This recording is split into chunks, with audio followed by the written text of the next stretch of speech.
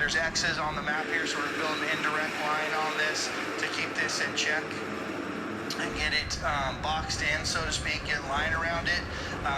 They did have observed fire spread from the division and branch directors, the operations section chief that's out there today, and then we also receive infrared product almost hourly.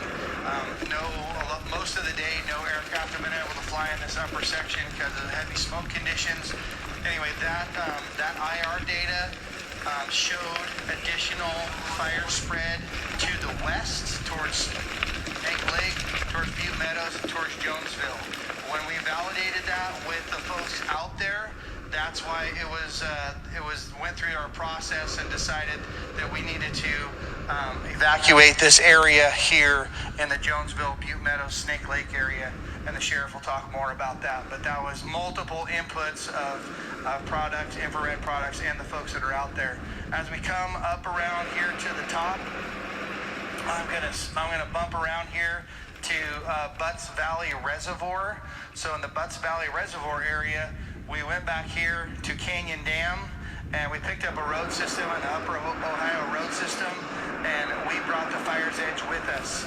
So we did last night, the conditions moderated and allowed for prescription to do some of that firing that Chief Waters mentioned. So we started on this road system. We had plenty of resources in place.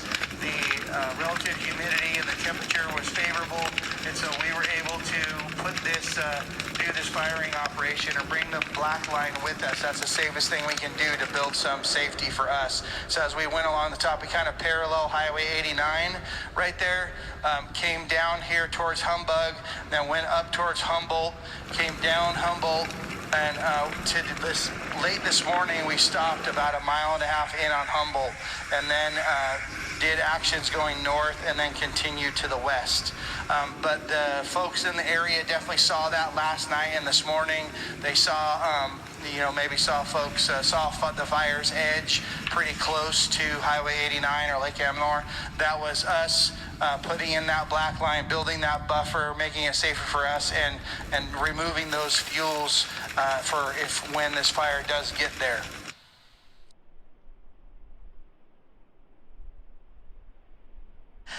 Here to talk a little bit about fire behavior, specifically what changed a little bit today. If you were watching the horizon or you were somewhere near the column, or you could see the column of the Dixie Fire, compared to yesterday, the column actually looked quite a bit different, and actually it changed a lot less rapidly. So today, we didn't see near the build in elevation or altitude, and we also didn't see the intensities. The weather today, that hot weather, while it's hot and dry, that hot atmosphere actually kept that column from developing like it did yesterday. Additionally, the spotting that was occurring yesterday that was causing such difficulty in fire spread actually came down in its number and its intensity today. Spotting was still seen out on the fire line, but the fires were not allowed to get themselves established quite as rapidly and quite as numerous because the column, as it went up into the atmosphere, didn't quite go as high as it did the day before. Again, spotting is caused by the lifting of hot flaming material, superheated material into the column, and then the transport winds that are over the fire area actually loft the spots and the hot embers out in front of the fire's edge, and actually causes small fires out in front of the main flaming front and it draws the fires together. Right now they're doing suppression operations, both indirect and direct, and one of the big hazards that we have to deal with is actually that spotting activity, causing fires further out in front of our work and thereby causing us to have to move further away. One additional fire behavior element that is important about today is that we have very few opportunities where we can actually go what's called indirect, or actually light backfires. The last couple of days we've been given some opportunities where there's been a moderation in the winds and the intensity of the column, and has given us an opportunity to actually build some indirect control line, actually using backfires to create a black between the fire's edge and the available fuels that we're trying to protect, and also the communities and the areas around Lake Almanor.